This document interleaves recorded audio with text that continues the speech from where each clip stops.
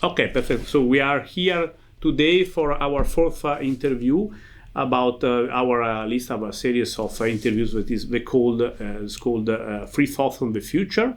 Today we are here with Professor Robert Mendelsohn from Yale University. Among a long list of his books and the paper is written this handbook on climate change in agriculture. And today we start with this question. So I start with our first question, that is the following. Do you think it is possible to pursue the net zero emission target by 2050? I believe it's technically possible to do that. That is, if the world wanted to spend a vast amount of resources on it, they definitely could achieve that. I don't think it's actually possible. And the reason I don't think it's actually possible is we don't have any kind of government structure to coordinate government activities across the world. So that there's the political economy part of it is broken, totally broken. The European Union is the only collection of countries that have organized themselves in a coordinated way to address climate change. The rest of the world is doing various different things close to doing nothing. And that absence of having a political mechanism that actually can achieve this, I think makes this impossible to do. So that's one reason why it can't be done. I think the other reason that it can't be done is that it's incredibly expensive. And I don't think there's a willingness to pay for anything close to what it's going to take to actually do net zero by 2050. I think the war with Russia has given us just a brief glimpse of what it'd be like to have really high energy prices. And it's pretty clear that you're seeing conflict all over the world about facing these really high energy prices. And people are very upset about it. So I'm guessing that at the moment, if any kind of political institution said, look, this is the way we like things to be, that the people that elected them will quickly remove them. So that there's just no taste to spend this kind of money on climate change. Now, that doesn't mean we can't do anything about climate change. It just means that trying to do everything by 2050 is probably just too expensive. And the other thing is that doing it by 2050 versus stretching it out, which is most what all the economic models are suggesting, that is, mitigation is important. We should start it, but it's something that we should be stretched out. And the date of getting to net zero might be 2100 or it might be 2150. If you stretch it out, the cost of it goes down dramatically by an order of magnitude. So there's a serious question about whether this is even the right idea. Even if you had the political institutions in place, it's not obvious that we even should be trying to do this. The idea of doing climate mitigation, we agree ought to be done, but whether it has to be done this fast, this is just an invented crisis. It's not something that the scientific community necessarily agrees with. There's nothing. The science says that climate change is harmful. The science does not say it's so harmful that you could spend any amount of money on it. There's a limit to how harmful climate change is. Most of the things about climate change that are really scary are really far in the future. And it's just too soon to be spending vast amounts of money to try to go to net zero. It's not too soon to start mitigation, but it's too soon to pretend this is a crisis that requires all our resources. It's just not that important. So it's a matter of trying to get climate change in the right perspective. And I think there's many people that don't want to do anything at all about it, and other people that want to do way too much. And there's a balance between those where we could actually start doing some mitigation, not too expensive. It could start slowing down our emissions and yet still allow the global economy to proceed almost untouched.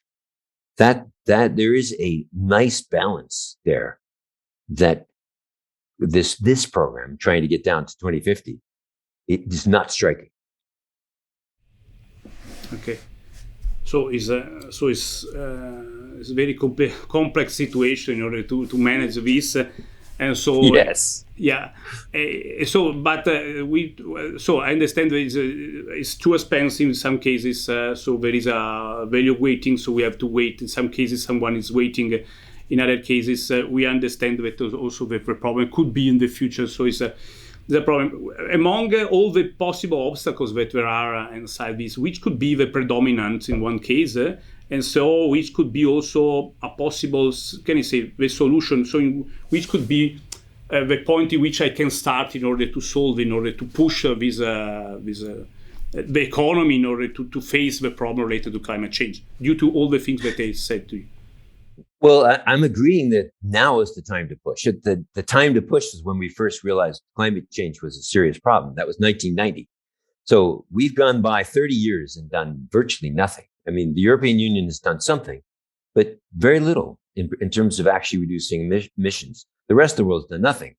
So we've dropped the ball as far as mitigation is concerned. We had not done enough.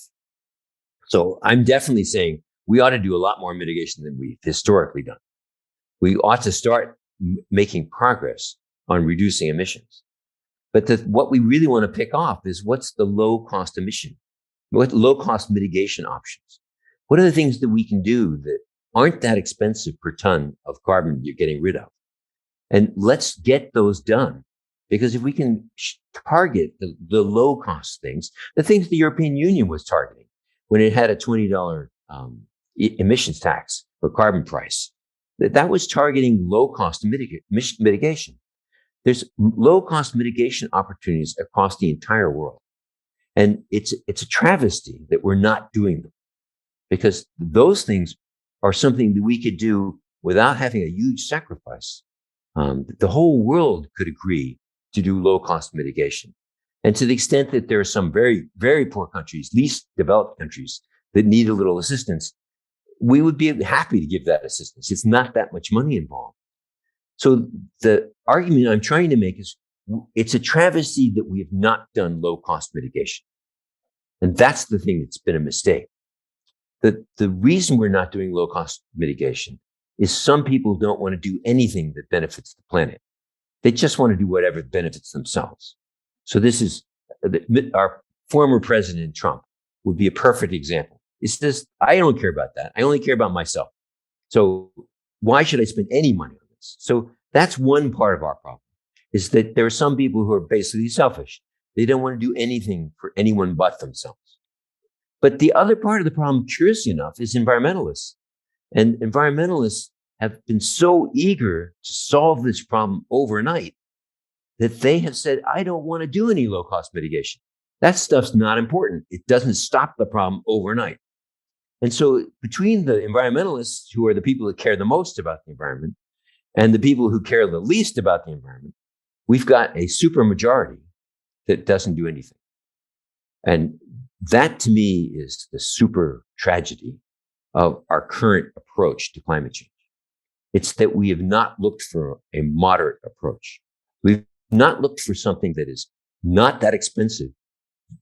It's cheap enough that most people will agree to do it, that you'll get a majority of the world to say, yeah, I could afford that. If that's going to help save the world, I'm going to pay for that. There are these moderate approaches, which are basically the solutions that all the economic models are kind of suggesting we ought to follow, that would get us to net zero. But it doesn't get us to net zero tomorrow. It gets us to net zero very gradually. And what those models all suggest is you do all the low-cost mitigation you can find. And then gradually, over time, we'll start to pick off some of the middle-cost mitigation. And way in the future, we'll get the super expensive mitigation done. And what that gives us, it gives us a lot of time to make adjustments. We can go after the low-cost stuff first. We can get it done without destroying the economy, without energy costing 5 times what it historically has cost. We can do that without causing a great deal of pain right away.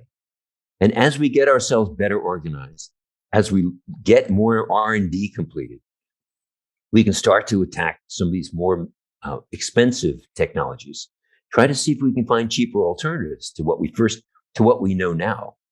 And as we find better alternatives, invest in more of them and gradually unfold this program, not tomorrow, but gradually from 2050 to 2100, do more and more, pick off more and more of the more expensive mitigation technologies, make them better and better, find new things we've never even heard of, and use the time to do this slowly. And what that time is giving us is time to find out, to get ourselves organized, first of all, because we're not organized right now as a globe.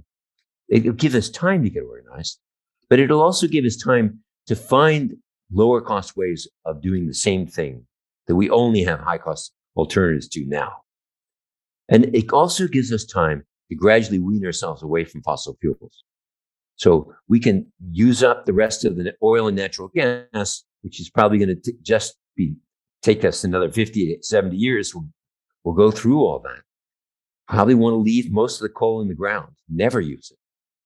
And then we can gradually build new technologies that can replace fossil fuels over this time period. So it's giving us a chance to, instead of tearing down, perfectly well-functioning power plants well before they're finished, it's giving us a chance to go through their entire lifetimes. And when it's time to replace them with something much better than what they have now. And that time is valuable to us. And to do 2050 as our target date to make this entire transition doesn't give us any time to make this adjustment. And so it turns out to be unnecessarily expensive. So this whole idea that we've got to rush this thing through and do this overnight just doesn't make any sense. It's making this much more expensive than it has to be. It's giving us no time to coordinate across ourselves. And it's giving us no time to take advantage of R&D. So my idea is, yes, net zero is the right idea. They don't abandon that, but there's no reason to think that 2050 is somehow a critical deadline. It's not critical. If we slid that to 2100, the cost goes way down. If we slide it to 2150, the costs are even lower. And we want to take advantage of that extra time to do this in a way that is not as painful.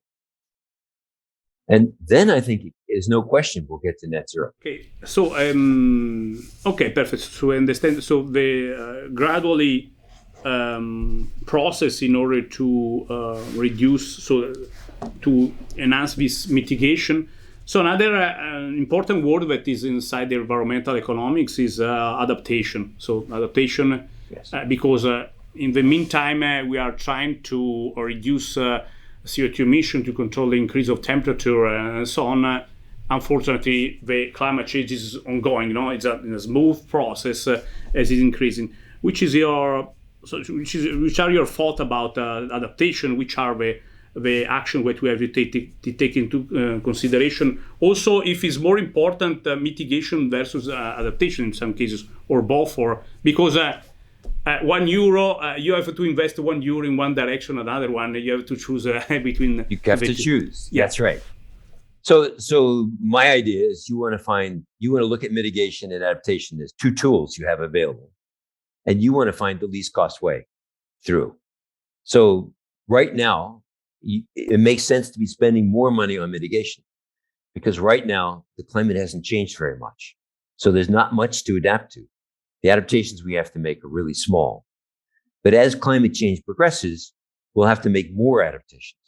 So the future should have much more adaptations to it than the past. Right now, what we don't do or what we aren't doing is mitigation. So if you ask me where to put the euros today, I'd put most of the euros into mitigation.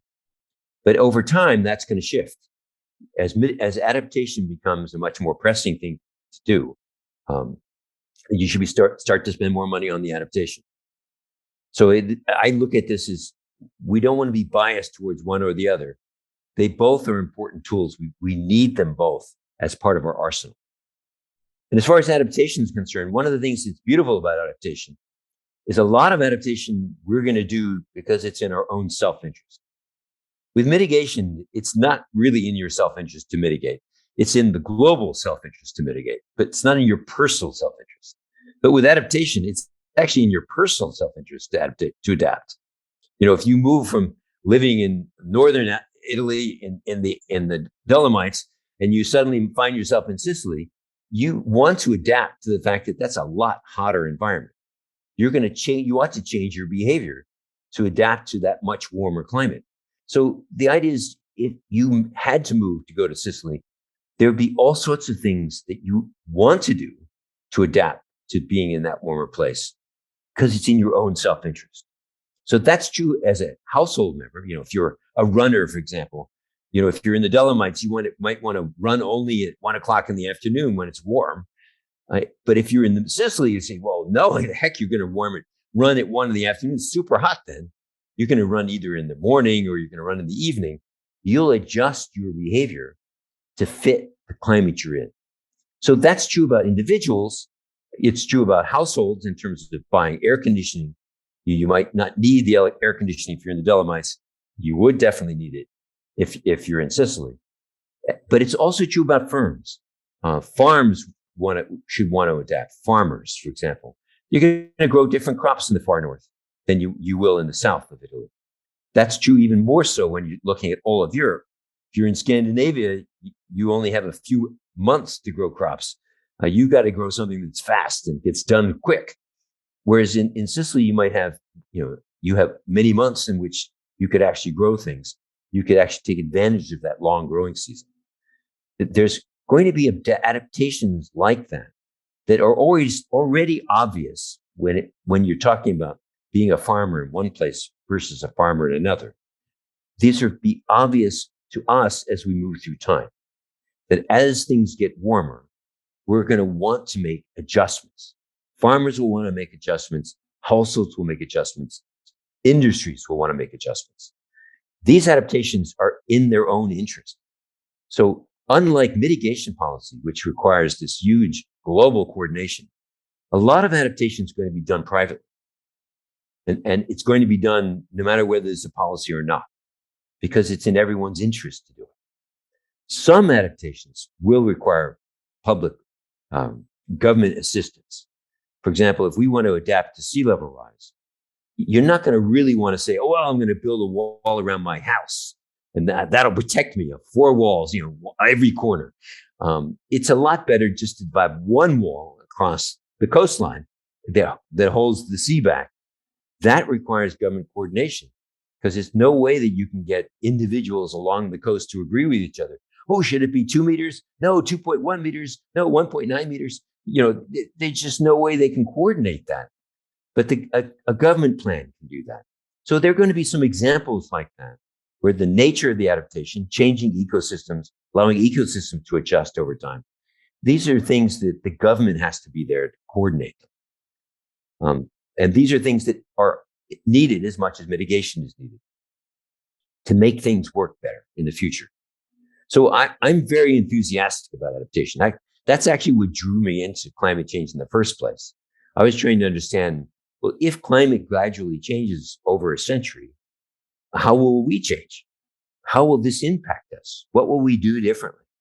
And adaptation was one of the most obvious things that we will do differently.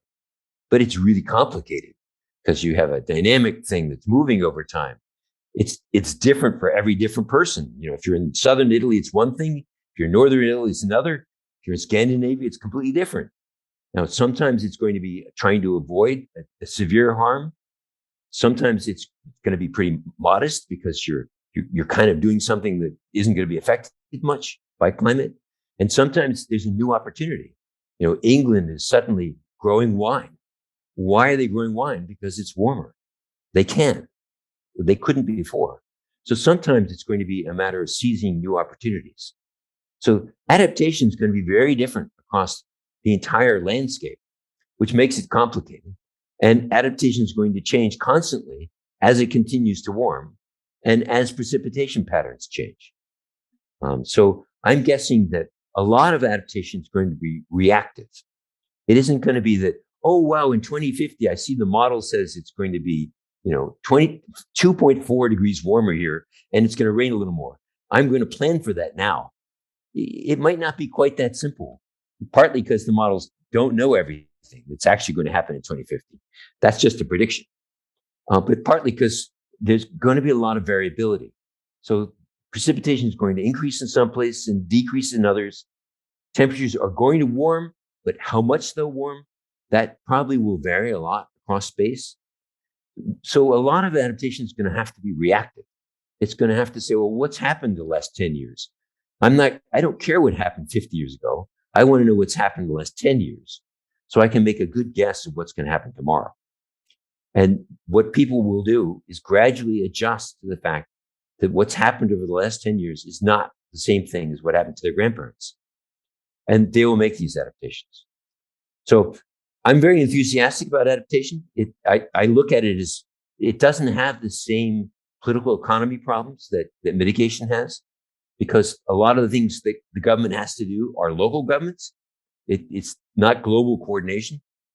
It's mostly just trying to figure out how to do something together as a community. And so a lot of the things are going to be much easier to do than mitigation is. And it's just a question of reacting as they see things change, people making different policies that are better in this new environment. So it's nothing new for economists. We love change. We think change is wonderful. If things didn't change, if economies didn't grow, we feel like we're not doing our jobs. We're used to change. But a lot of other scientists, natural scientists aren't so used to it. The changes that happen in many natural sciences are so slow, they don't view it, the world is changing. And so they can't imagine a world where lots of things are going to be different. That's actually a world that economists are very familiar with. We knew the world was going to be different in the future, even if there wasn't climate change. So this is just one more thing that's going to make it different. The idea that we should be open to changing and adapting as it changes is not something that's new, but it may be new in some areas. The idea that some things like how to protect nature requires now a dynamic view, whereas before it was a static view. You just build a wall around natural things and it's safe. But now it's going to be a dynamic thing. Oh, nature has to change from looking like one thing to looking like something different. It's now something that's moving. That's going to require us to rethink a lot of things, but it's not beyond our ability. I think that's one of the things about adaptation. It's actually not going to be as hard as people think because it's going to happen slowly. And you're going to get lots of cues along the way of what's the best way to adapt. You don't have to plan for that. You don't have to plan for the 2100 world today. You need to plan for the next decade today. And that's going to be true every decade. So in 2030, they need to plan for 2040. 2040, they plan for 2050. And that's a lot of the way adaptation will unfold. So I'm enthusiastic about adaptation. I think it's got to be there. But it's not a panacea. It's not a reason not to mitigate. It is a reason why we don't have to mitigate as if our heads are cut off. The adaptation means we actually have time. We don't have to get this done by 2050. We can do this gradually, but we need to start now. Yeah. Okay. About changes, about also gradually. So this decade, okay. So the last question is about our current events, okay. So yes. Current in terms of the last crisis. So we arrived after the COVID-19 crisis, Russia and Ukraine war today.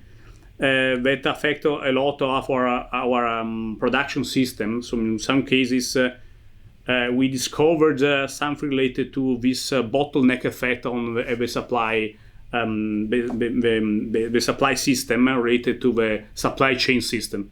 So we discovered with this new word that is related to a change of the structure of the supply system. So we decided to reduce the length of a supply chain because in order to reduce also uncertainty, because if I if I buy all my input from only one country, in this case, I depend strongly on this country, so I strongly depended on this.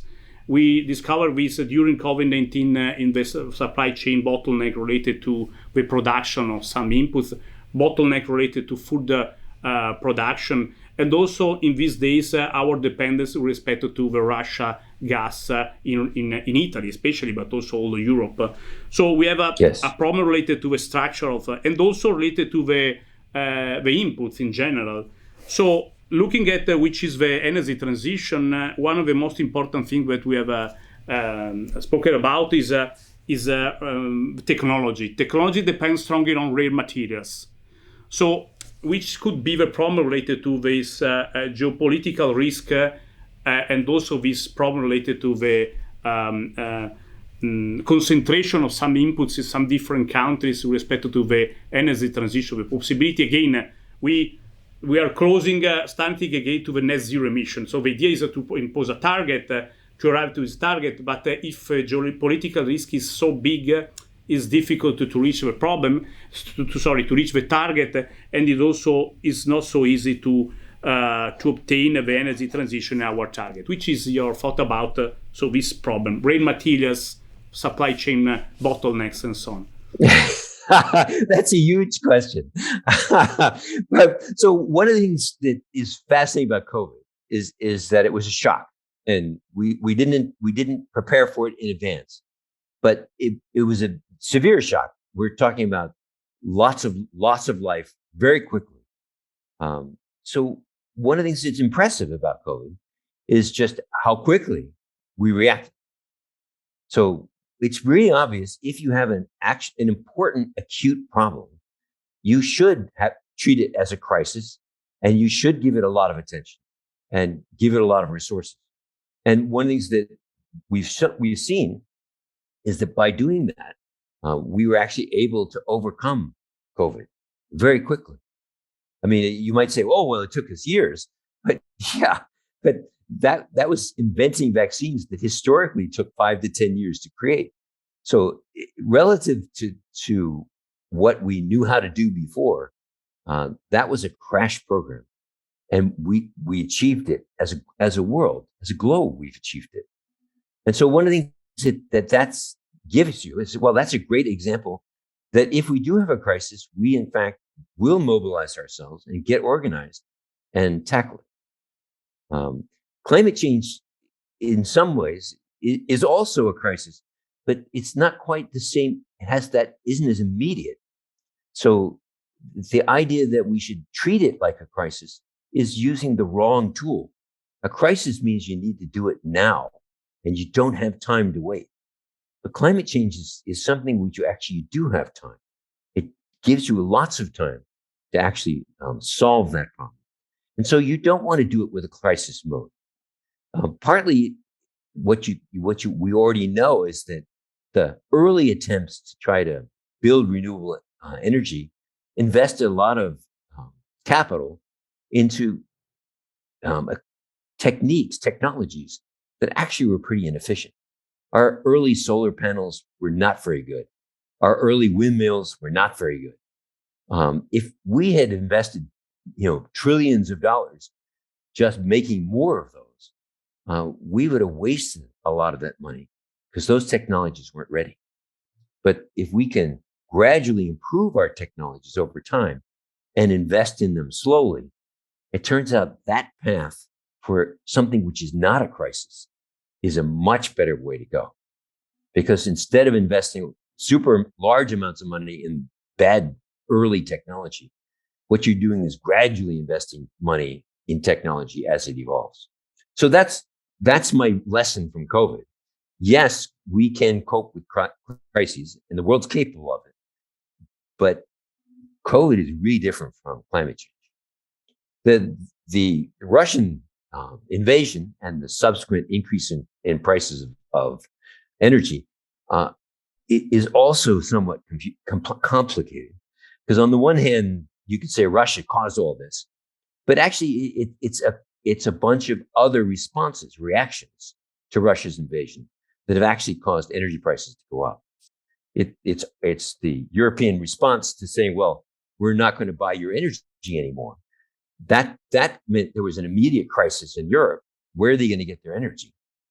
If it turns out the other members of OPEC said, well, we'll provide it to you, then there's no reason why the energy prices needed to go up as much as they have, because that you could have gotten this additional supply from OPEC and it wouldn't have been a problem. It's only because OPEC has decided to say, hey, while the world's chaos, I think I could make some money on this. And so I'm going to keep oil prices really high. The beauty of this is nobody even notices we're doing it. We're going to blame it on the Russians. But actually, the reason the prices are so high is strictly because OPEC's not reacting to this temporary crisis by providing a temporary supply. They're doing just the opposite. They're making almost no reaction to it. And that's causing prices to go through the roof. So that's, again, a more complicated response. And one of the things that is going to be true, your point that there are going to be scarce resources. The question is, why are there scarce resources? Is it because the path we're on is necessarily one where those resources are scarce? Or are we creating a path which is creating the scarcity? Are we going too fast in certain directions, using up some resources too quickly? And therefore, those resources are becoming very, very expensive to have in the short term. I think in the long run, there's really no problem with having an energy transition away from fossil fuels. But if we create something like trying to get rid of all fossil fuels too quickly, we don't have a substitute for them on hand. And that's going to create an unnatural scarcity. And that's going to be unnaturally painful. So I think this is a miniature lesson for us. The current crisis is a miniature lesson about how not to do climate change.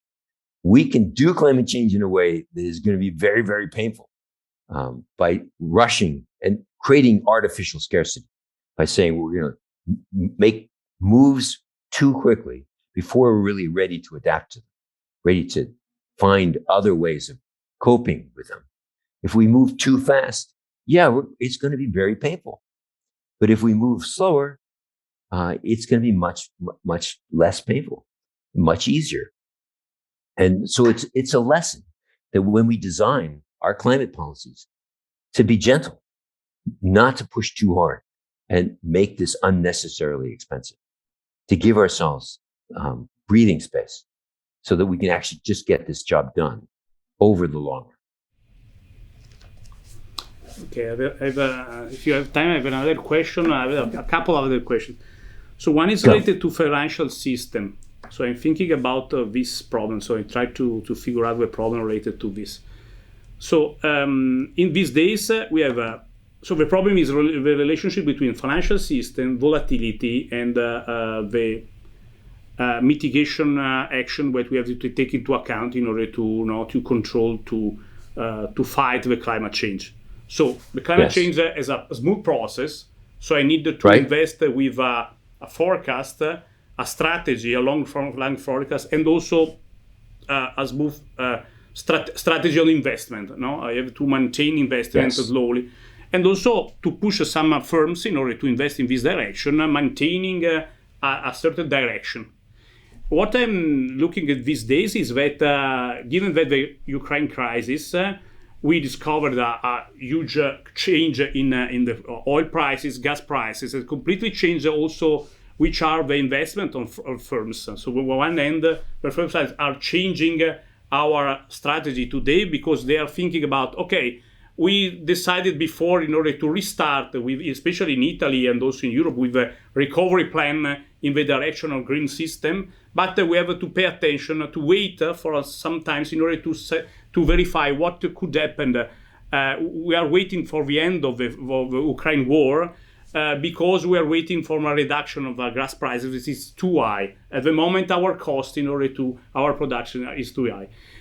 This is one point. The second point is related to the financial system on the other end. So every time there is a crisis, and unfortunately, in the last year, the crisis became faster, and also the frequencies increased. If I speak after 2007, we are now in the third in Europe.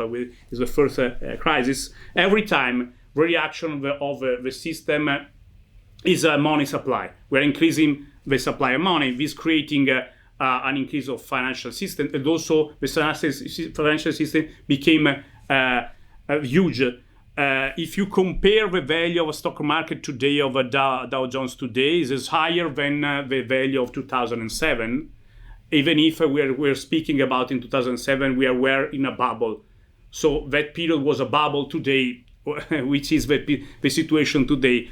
Probably was, in my point of view, is completely pushed by an increase of money due to this reaction of our monetary system. So the second point is related to, okay, I understand that there is too much money in the world, so I have to reduce this also because I have to control the inflation.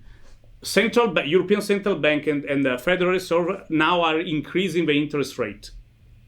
This reduce money supply, so could create another effect on a possible recession, also pushed by this combination, in my point of view. So combination of recession and inflation driven by the input of firms. So combining these elements, unfortunately, again, the climate change problem is postponed into the future. Okay. Even if it could be a short run, but the financial system could help or not. Yes. Okay. Yes. Can the financial system help? I think the attempts by the financial system to get engaged directly in climate policy have been wasteful. to put it bluntly, I think it's not a fine enough tool to actually address the problem of climate change.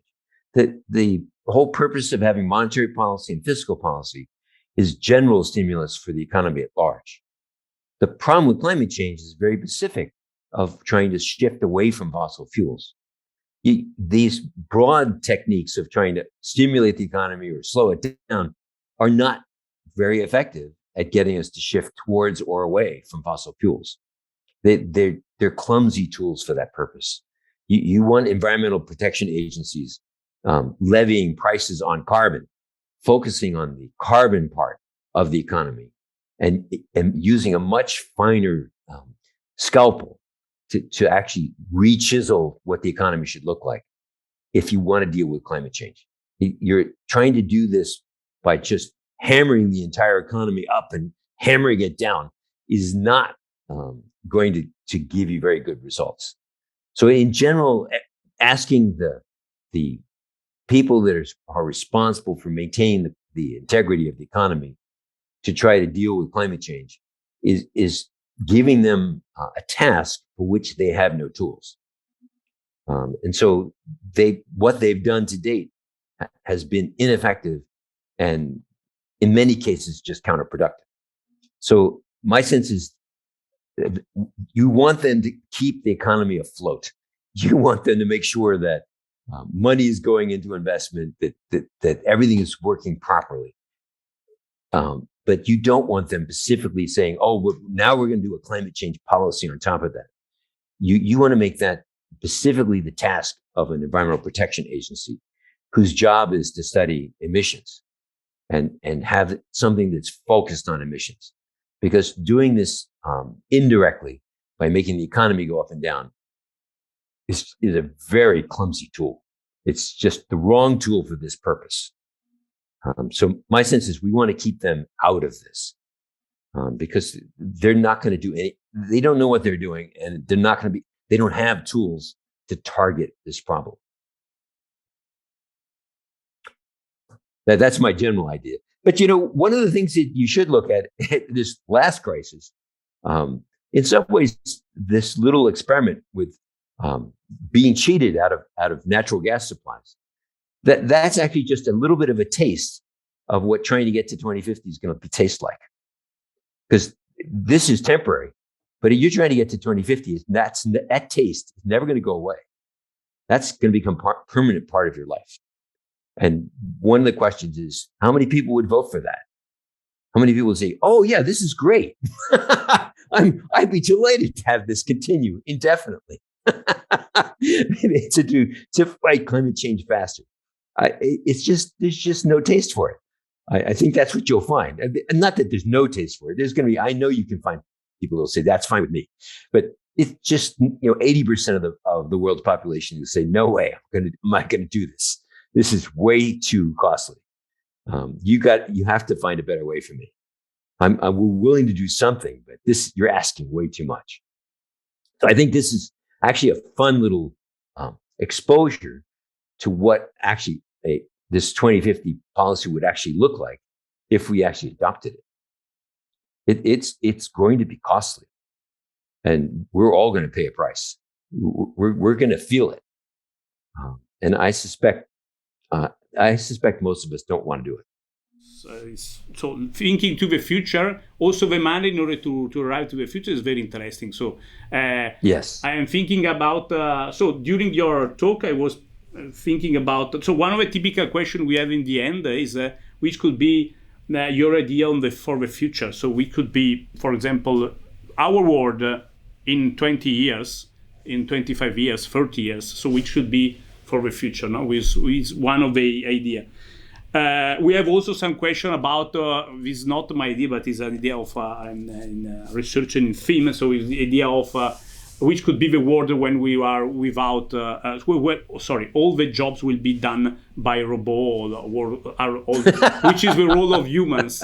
So looking at the future, we are there. So we'll be a sunny world with a polluted world. Which could be the role of, my point of view now today is also thinking about which could be the role of fusion, the nuclear system. So if you look into the future, if we were able, I don't know, I'm not sure because I know what I'm able to read on the newspaper, on some Scientific American about nuclear fusion.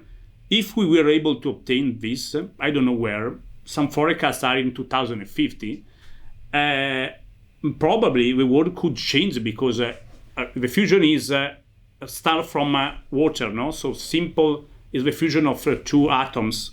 We don't need a reservoir. We have not geopolitical structure. So probably some words, probably the world will change. The world will change in the direction of water. I don't know.